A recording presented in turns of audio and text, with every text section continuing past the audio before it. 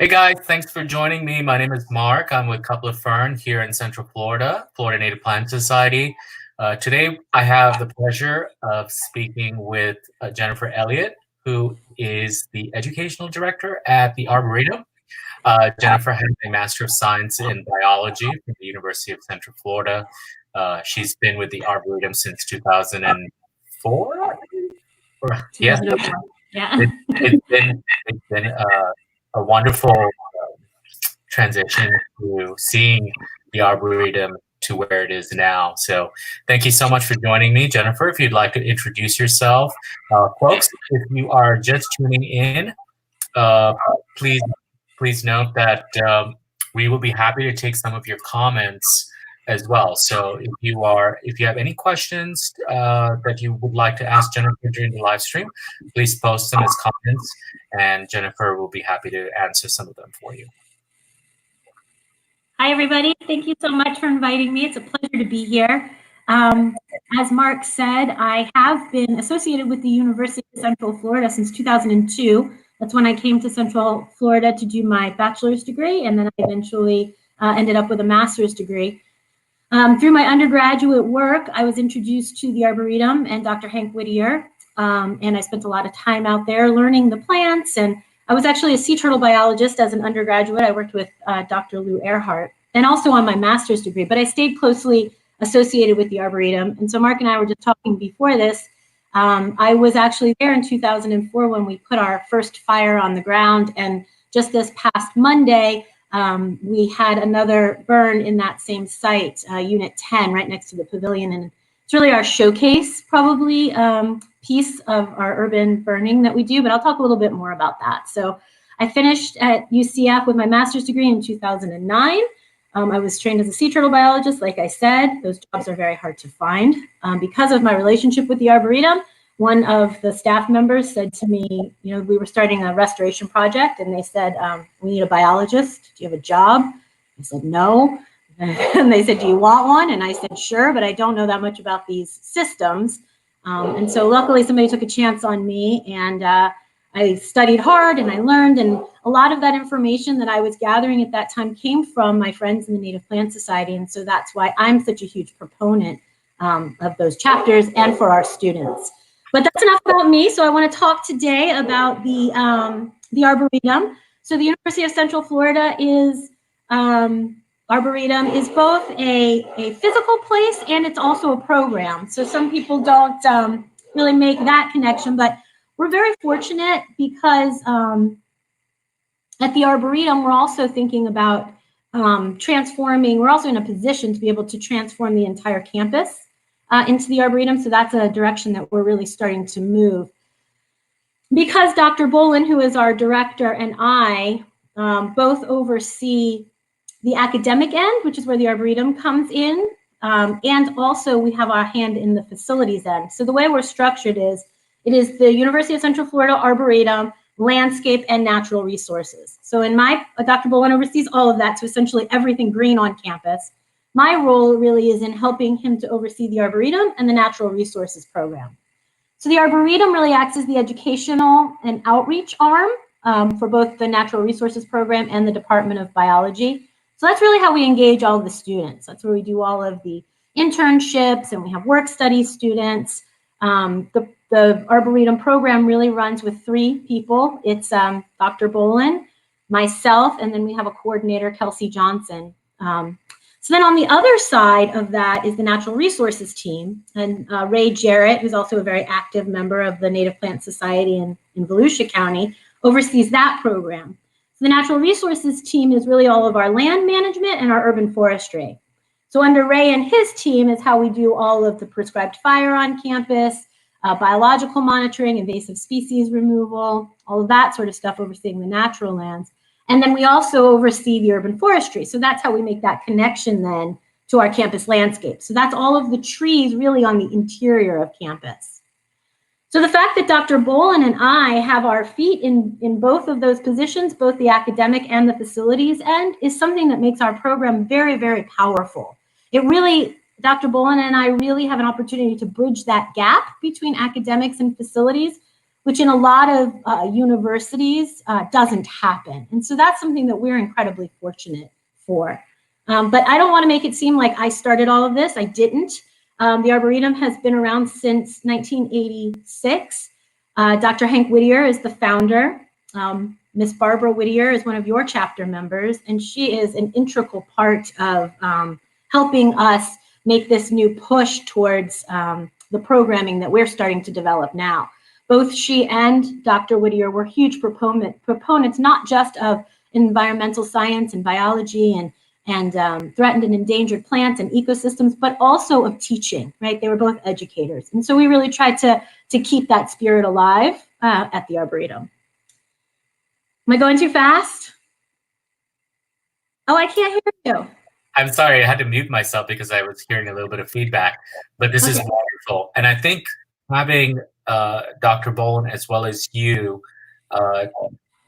being in the same position, but in different aspects, basically in two different ponds, the academic as well as the facilities, is really smart.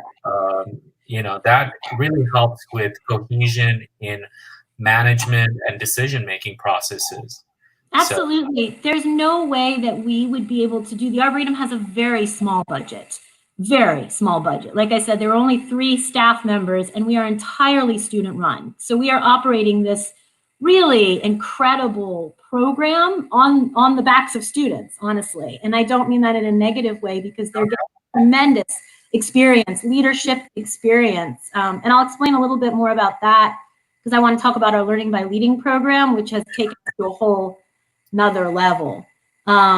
So yes, thank you, Mark. This is our website. It may help me stay on track if we go through this, but I think one of the most important things that I'd like everybody to understand is our Learning by Leading program. So Learning by Leading is a community that we joined. It was started by the University of California, Davis.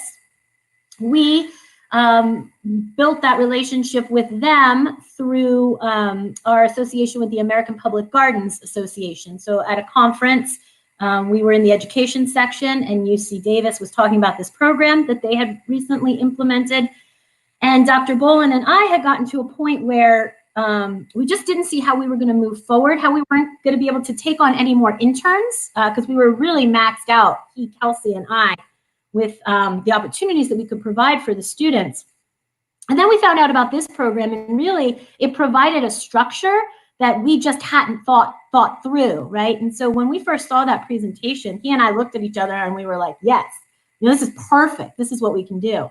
So the way this program works is that instead of us, so we launched this in the fall of 2019. And the previous semester to that, we had Kelsey, who was really overseeing the organization of, I don't know, 8 to 10 interns a semester. And that's a lot because they're students and we've got all these projects and, you know, all these things going on. And it was just a lot to manage. And we really knew that was the max. Well, the way this program works is that we each took a team. So you can see them here on the screen.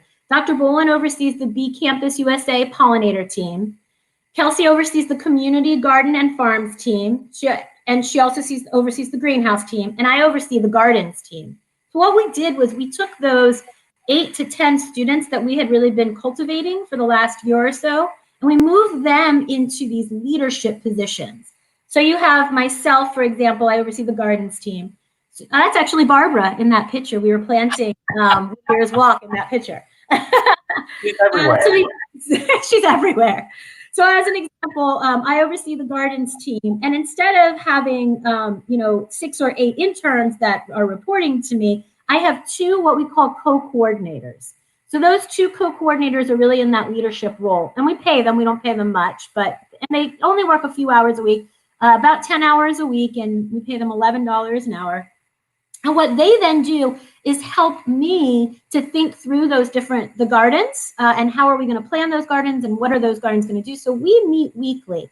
Then at the beginning of each semester, they interview and hire a team of interns.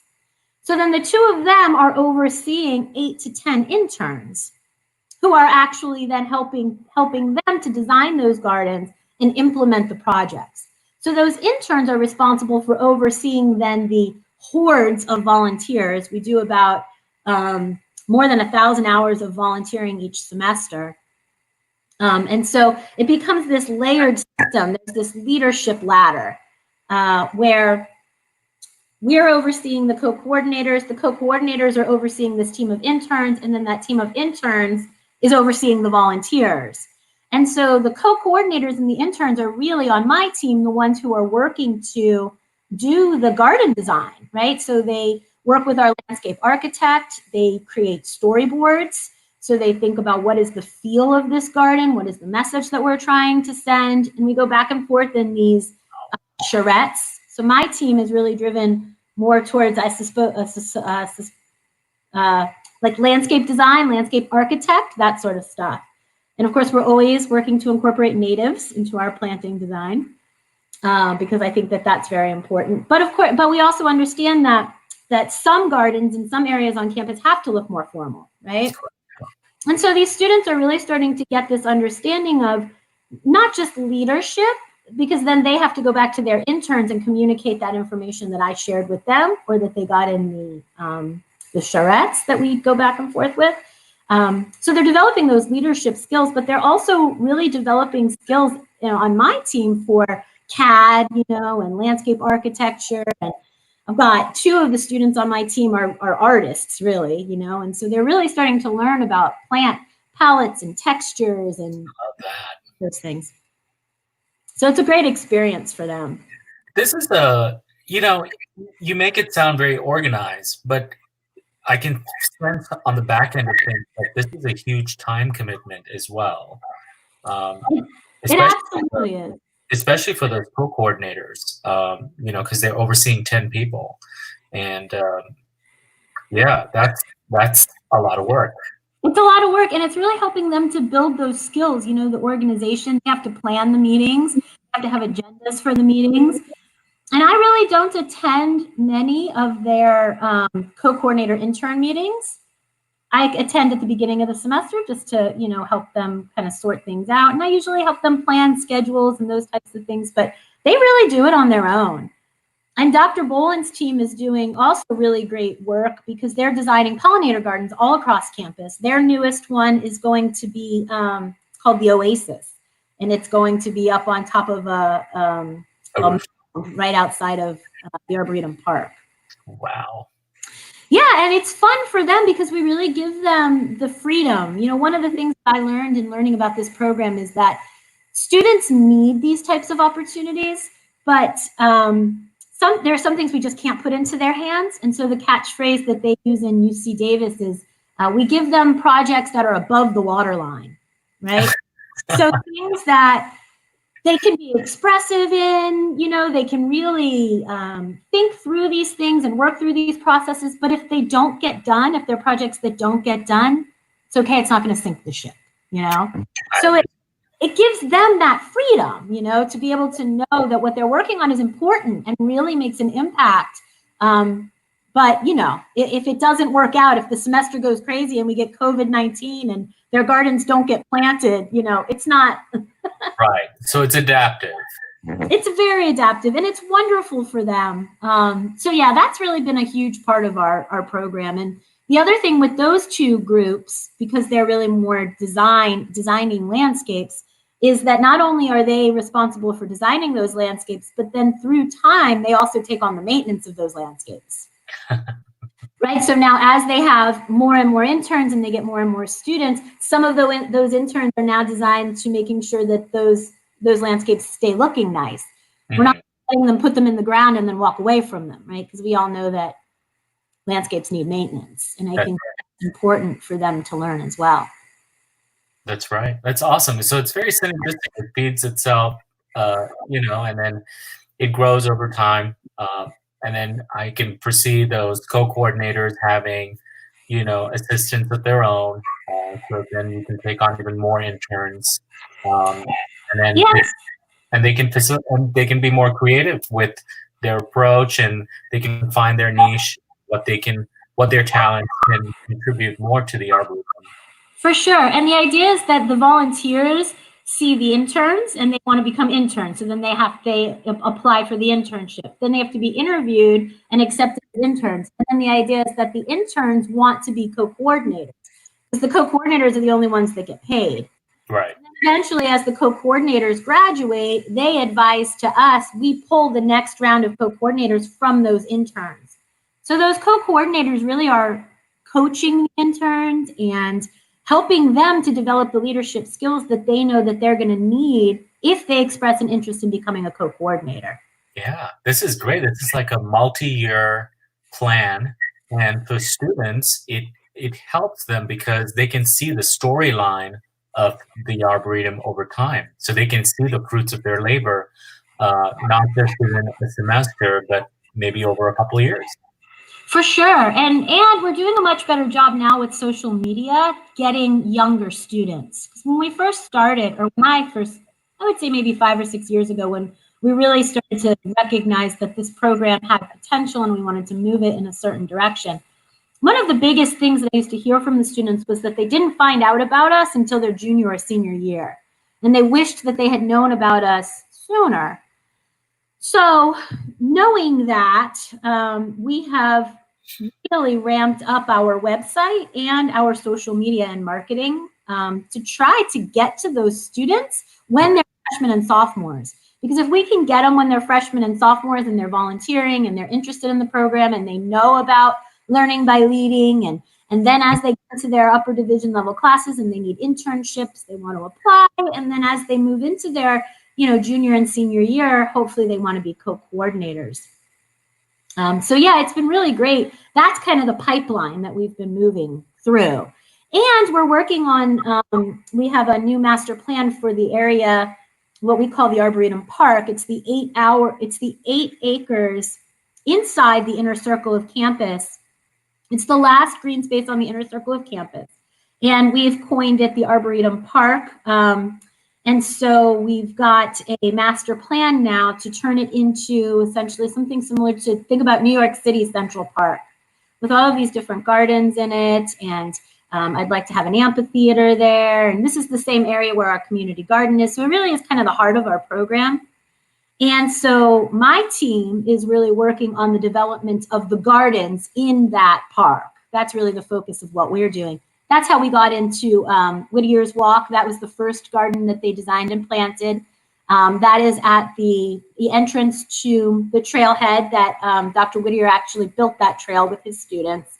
And so at the front, at the entrance to that, we put up a sign and the students designed that. That's the picture that you see there on the website with them planting that garden. Then to explain a little bit more how it progresses, then this semester, those students, my co-coordinators, are working on a design for a garden that they call the Hostess. It's a Camellia Garden, and it's going to be at the entrance to where you come off of the sidewalk and move towards the greenhouse and sort of onto the park. So they were working on that while they were then guiding their interns in the development of what we're calling Whittier's Walk Phase 2, which is the other side of that trailhead. So that kind of gives you an idea of how we coached them through Whittier's Walk Phase 1. They were ready to move on to a new one, the Hostess, but then we put it in their hands to coach their interns through the development of Whittier's Walk Phase 2. So I think that kind of shows that leadership ladder that we're working them through. Oh, how amazing.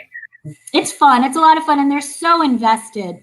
And they just have so much energy. And that's one of the great things about working with students is it's easy, I think, for us sometimes to get frustrated with knowing the things that we can't do or things that we can't accomplish. Mm-hmm. There's no quitting them, they won't take no for an answer, and they want to do something, and helping them harness that energy into a progressive path, I think, is something that I derive a lot of joy from. I bet it should be very inspirational for the leadership team to see students being so earnest and giving them the structure to really bring their vision to reality. And I think that's a huge part of it, Mark. I think so many of them are getting a great education, but when they can leave an impact, a real impact, when they know that they designed that garden, and when they come back in 5 years or 10 years, that garden is going to be there, and they can say, hey, I did that. Right. It really means a lot to them. Yeah. One of our friends, Dr. Don Spence, is here. He just gave us a little smiley face. Don probably is acquainted with you, but he's an arborist out at Volusia. Absolutely, yes. Don and I are very good friends. Long-standing supporter of the Arboretum and UCF in general. He absolutely is. He's a knight. Let's navigate to another portion of the Arboretum. Where would you like to go? Well, so I talked a lot about our education. We also teach classes. Dr. Boland has a honeybee class, and I teach a class called Urban Ecological Field Studies. So again, those are more of where the internships and learning by leading is more of that hands-on learning. The classes are more than of the academic, more the academic rigor. So I wanted to talk a little bit about our hand in landscape. So that has a big tie to Dr. Boland working with the students on pollinator gardens and sustainable landscape. Right, so yep, thank you very much. That's more of the academic end. That's the Urban Ecological Field Studies course that I teach. And then I think Dr. Boland's honeybee class, is on there as well. So that's then really more, and then the Summer Field Institute is a program that we work with iSTEM on. And in that program, we bring in rising high school juniors and seniors for a week-long field program where we just introduce them to natural resource management. So we do stormwater projects, they do gopher tortoise monitoring, we do urban trees, and can't remember, there's another section that we do in that as well. And then we also have the fortunate, because of my ties to the sea turtle program, we bring them out to the nesting beach. That's my favorite thing, but personal. But that's cool. Yeah, exactly. Charismatic megafauna always wins. There you go. Would you like to, where was the resource that you wanted to talk about natural resource management? So look under programs and see, I think it says landscape and natural resources there. Go ahead and click on that. Yeah, so this is now then the Landscape and Natural Resources program. And so like we were talking about in the beginning, I think one of the many benefits that Dr. Boland and I have in the structure of the way this was set up is that we do have our feet in both the academic side and the operations side, which is powerful. Like I said, with the small budget that we have, without that relationship with facilities, we would not be able to as efficiently accomplish the things that we're trying to accomplish, right? Because they have the big machinery and, those things that the students just can't do, sod cutters and augers. And, I think what I've learned from going to meetings like American Public Gardens and even ASHE, which is the Association for the Advancement of Sustainability in Higher Education, those two conferences really are where I learned the true value in the structure that we have at UCF, because one of the biggest complaints that you always hear is that the academics don't talk to the facilities, the operations people. And so we don't have that problem. And I can't reiterate enough how fortunate we are for that. So under the Natural Resources Program, which I also oversee, is where we house the land management team and the urban forestry team. So those two teams are the next additions that I would like to add to our Learning by Leading cohort, right? So we talked about how we have the 4 teams now. I would eventually like it to be 6 teams. So we would have a mentor for each of those. So that would just give us, then that would allow us to take on 4 more students. Yeah, so this is their website. I don't think that they probably have a very good page for their prescribed fire programs. We can talk a little bit more about that and another way that we work. Click on the Natural Resources tab. Yeah. Yes. Okay. Yes. Yeah. So this is another aspect of what we do. I don't want to take anything away from Ray Jarrett, who, like I said, is a FNPS Volusia County in Don's chapter. He really runs this program and he does an outstanding job. We have been he has really been pushing the envelope with our urban burning. And I think that this aspect of our program is so important because I think most of us who are here listening to this understand the value of fire in our ecosystems.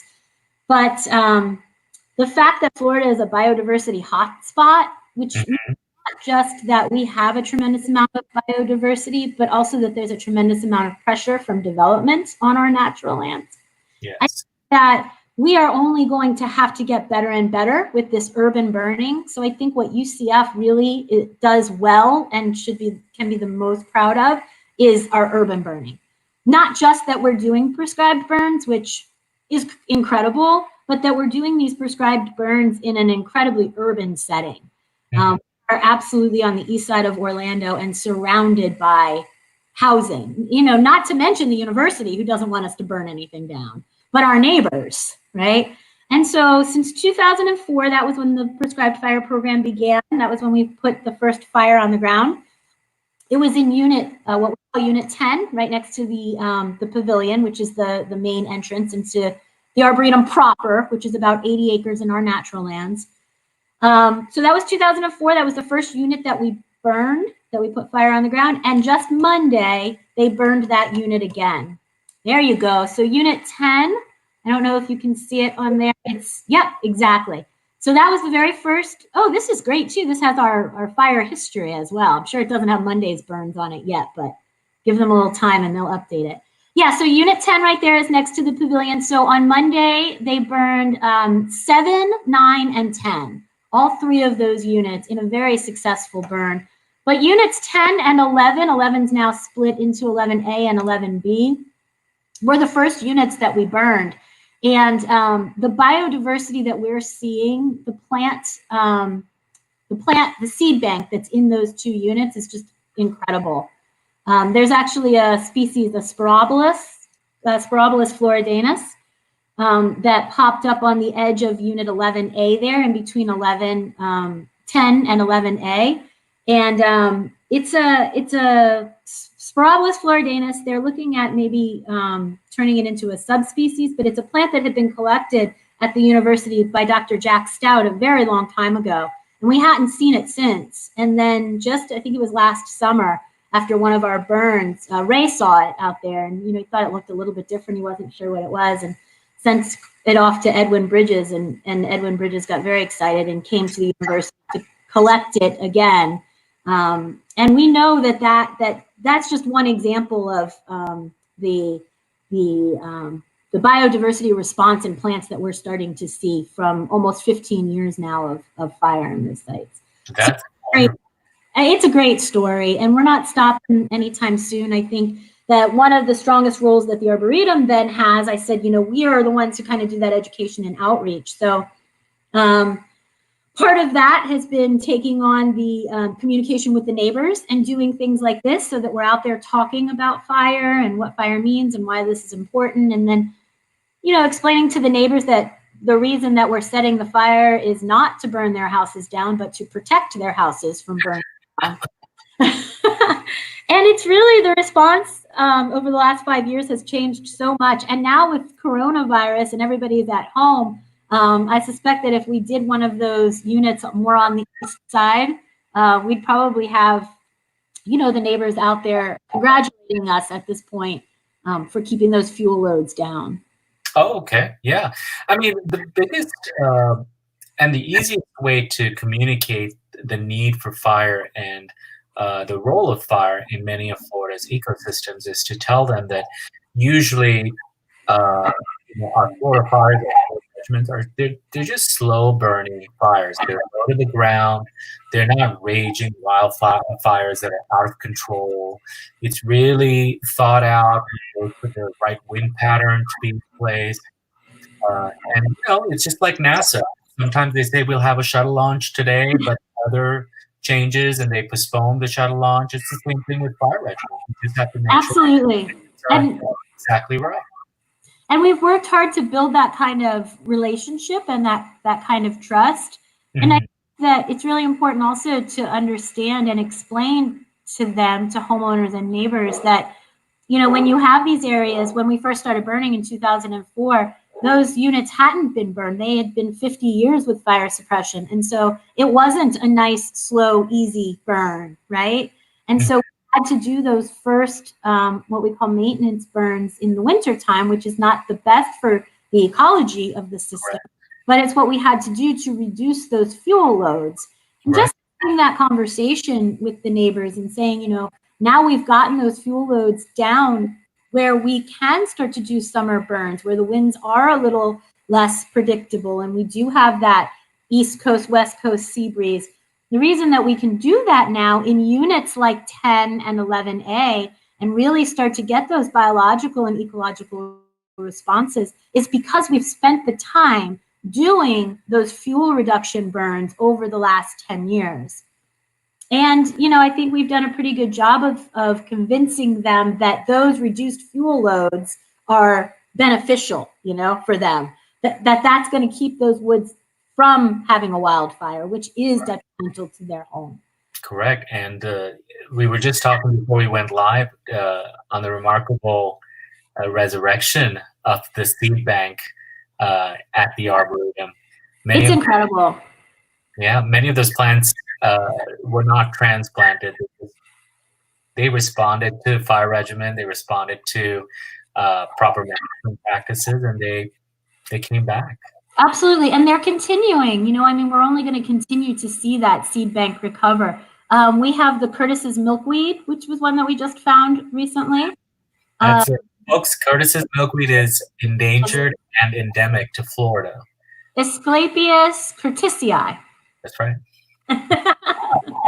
You guys have rare.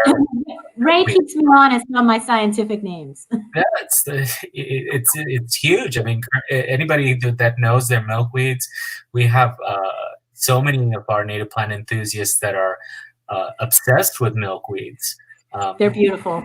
They're beautiful, and to have an endangered endemic on property that you found is just kudos. It's wonderful. It's incredible, and that's not those are just the first couple. We have the grass pink Calapogon multiflorus.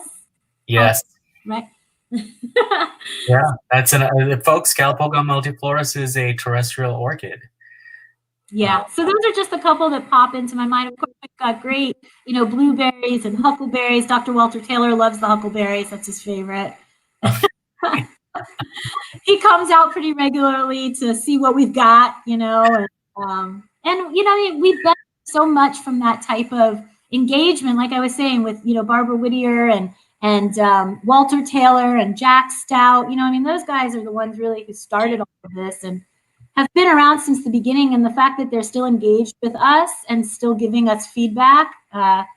Jack Stout loves to tell us about how we need to kill more sand pines. But we really we appreciate that, and that just helps to make us stronger. Right. I mean, he has a point about the sand pines, and I'm sure there's been a push. I saw some links about longleaf pine ecosystems. That's exactly right. That's exactly right. Yes. Go ahead. He just keeps us honest, understanding that, those sand pines, we need to burn them, that it's the system will transition into something else if we don't keep the fire on the ground.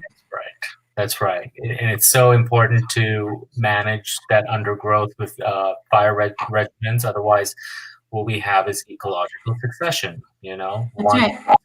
slowly gets pushed out and replaced by another. And also the accumulation of materials that are prone to getting burned really hot and really fast. Mm-hmm. That's right. Yeah. And so that's one of the beautiful things is that, the Arboretum really is the place that so the natural resources team is doing all of this great work, all this great ecological management. We've got all these great relationships, and then it becomes the Arboretum's job to talk about that and educate that and then bring our students into it. So that's really how those two sides work hand in hand. Amazing. So let's explore another aspect of the Arboretum. Would you like to discuss students, how they can volunteer, academics, maybe give us some insight as to what the first is for students to discover what the Arboretum has to offer for them?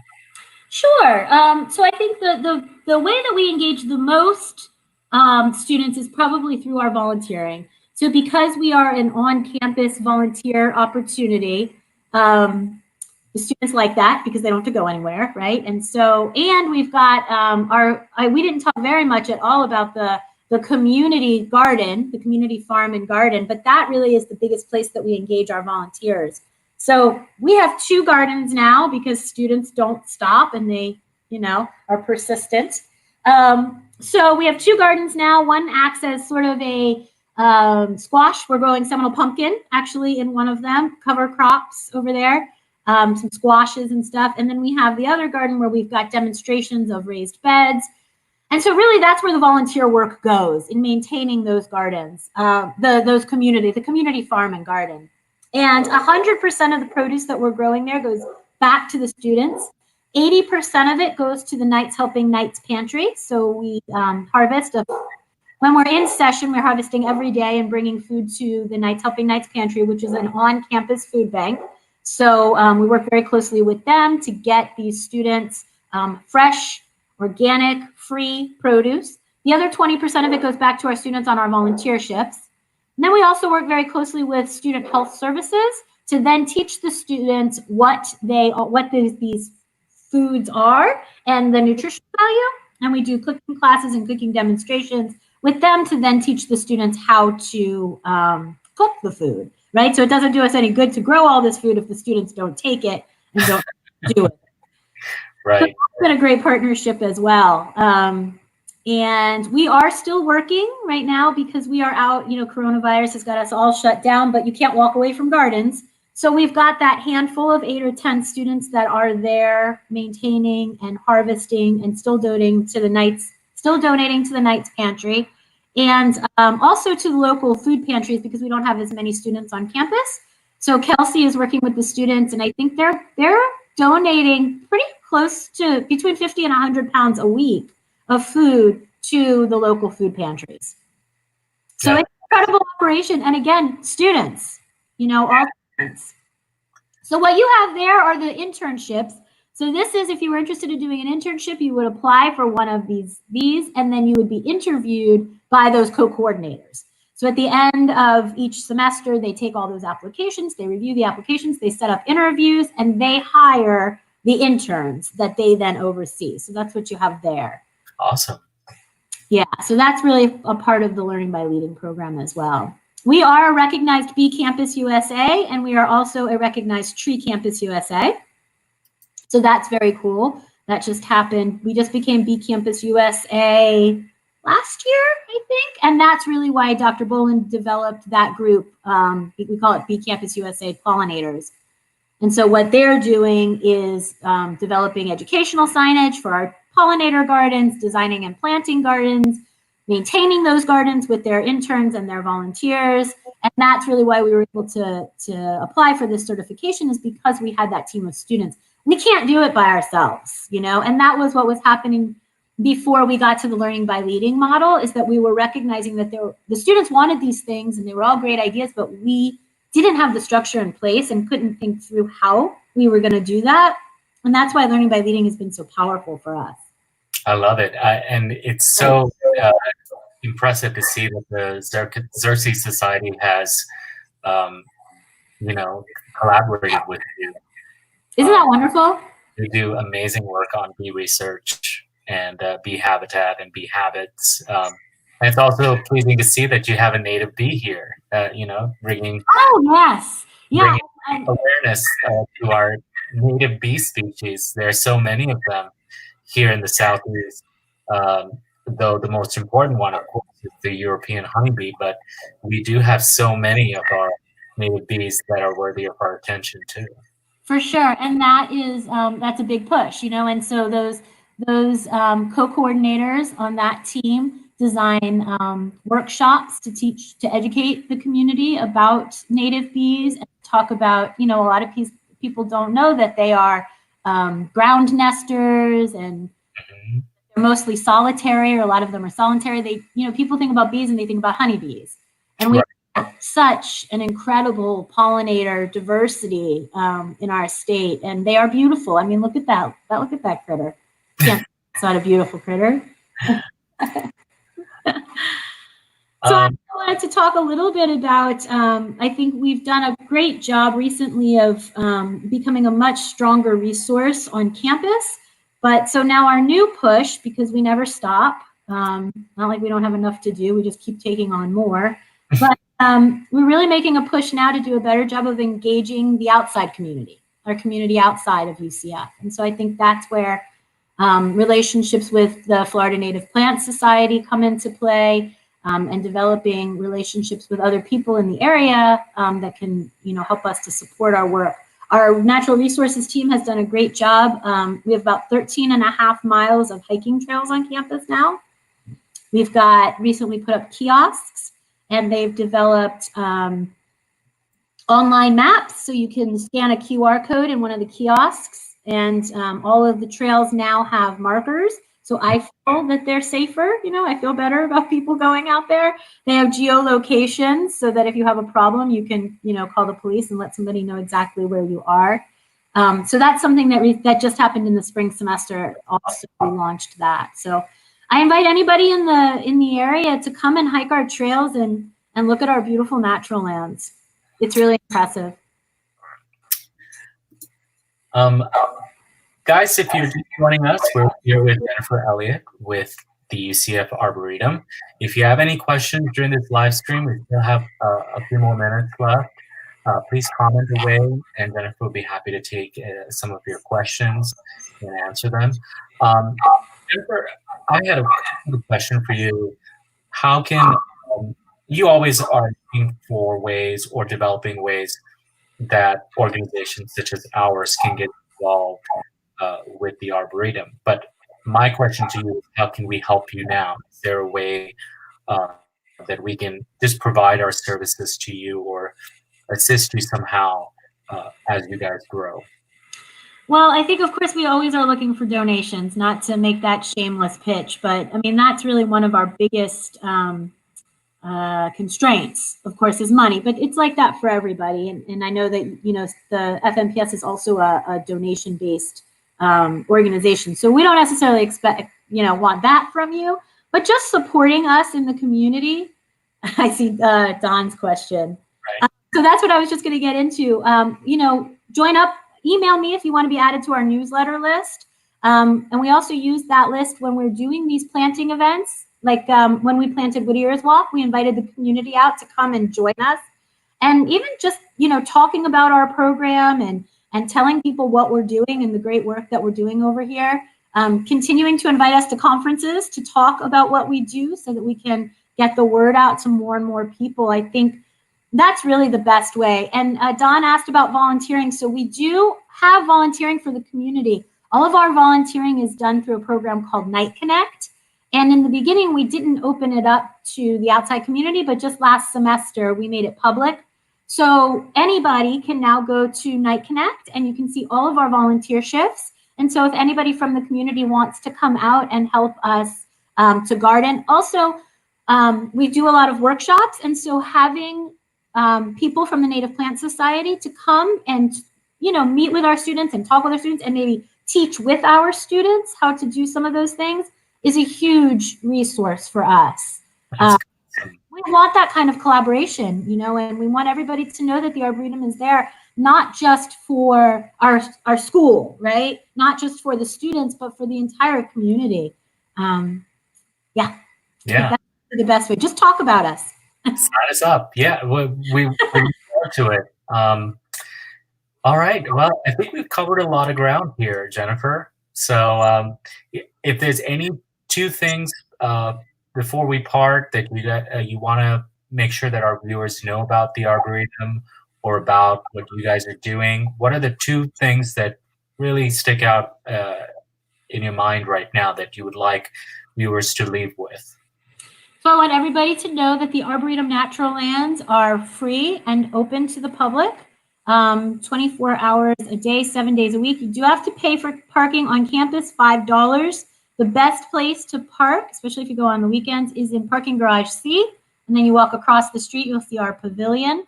And I really just want everybody to know that it's a beautiful place. And I think that you should get out as much as you possibly can. yeah, come and visit it. And then, of course, if you're interested in donating, we can always use the support. But I want people to really understand and remember the importance of prescribed fire. And I think that that is one of the most beneficial things that the UCF Arboretum and the Natural Resources team is leading the edge on this urban burning. And if there's any way that we can get that message out, because I don't think that the pressure on the center of the state is going away anytime soon. I think that these areas are going to continue to grow, especially as people retreat from the coast into the center of the state. And so these areas are not going to become less urbanized. They're only going to become more urbanized. And if we want to keep these precious treasures, small pockets of natural lands that we have to burn them. And we have to learn how to do urban burning, because that's the only way we're going to keep these. I think organizations such as ours and educational institutions in general, intuitively and inherently, our core mission has always been to make the public more educated. Absolutely. Rumors and misinformation, and really educate them on core facts. Many of our Florida residents have transplants. It's important for them to become acquainted with Florida's natural ecosystems and embrace natural Florida. Absolutely. I was just having a conversation with a friend the other day who had contacted me to show me a collage of little wildflowers that her and her son have been taking pictures of. She was asking me for a good field guide. Of course, I recommended Dr. Taylor's book for her and her son. But I was so impressed because I said to her, I sometimes get upset when people say that Florida doesn't have any flowers. I don't understand that. And I think the problem is that it's because most of them are small and inconspicuous. And so people just don't see them. And I really think that there is a lack of appreciation for how really incredible our Florida ecosystems are. And organizations like both of ours, I think, are the ones that can really do the work to get that message out. Absolutely. Many of our transplants, we have coined a new term called plant blindness. Yes. And that's partly because of all the invasive species that are pushing many of our natives out of the way. And the best way to actually see invasives in action is that they don't change over time. They just grow bigger and bigger, and they swallow more and more tracts of land, the same thing over and over again. So they don't even have a bit of seasonality. They just try to encroach and swallow other plant habitat. We have a question from Dorothy Caldwell here. She's asking, are you connected with the Master Gardener program? We are not strongly connected with the Master Gardener program. That's not to say that we wouldn't be. I would definitely love to make that connection. We do work closely with Tina Richards in Seminole County, and I know she oversees a part of the IFAS extension. She's on office extension. And so for Whittier's Walk, actually, she had advertised that event for us broadly, and a couple of the Master Gardeners that she works with came. Amazing. So yeah, I don't have a formal relationship with them, but we do have a lot of relationships with people like Tina, and I would certainly be willing to explore that. That's awesome. Yeah, Dorothy, our chapter is very involved with the Master Gardener program. So, small world, we're under Tina's department. She manages the Florida Friendly Landscape, and we help the demonstration gardens upkeep, and we meet out at the IFAS extension every month. So yes, our chapter is involved with Master Gardeners, and if you happen to be in our area, please join us. We'd love to have you experience the multifaceted nature of how different organizations come together. Absolutely, and Tina is, she's from UCF Arboretum. She is one of the people who really has taught me a tremendous amount over the last few years. She's wonderful. So you're lucky to have her. We're blessed. I can't say anything more nicer than we love her. we treasure her. She's a great asset to us and the community. She absolutely is. So if there's a way that we can work with you and Tina to maybe have some of the master gardeners teach in our garden, do workshops or something like that, we're certainly open to that. Wonderful. Well, thank you so much for joining me today, Jennifer, and all of you viewers, thank you so much for tuning in. We'll be back soon with other garden chats and table talks, so we'll check back with you soon. Thank you so much. Thank you.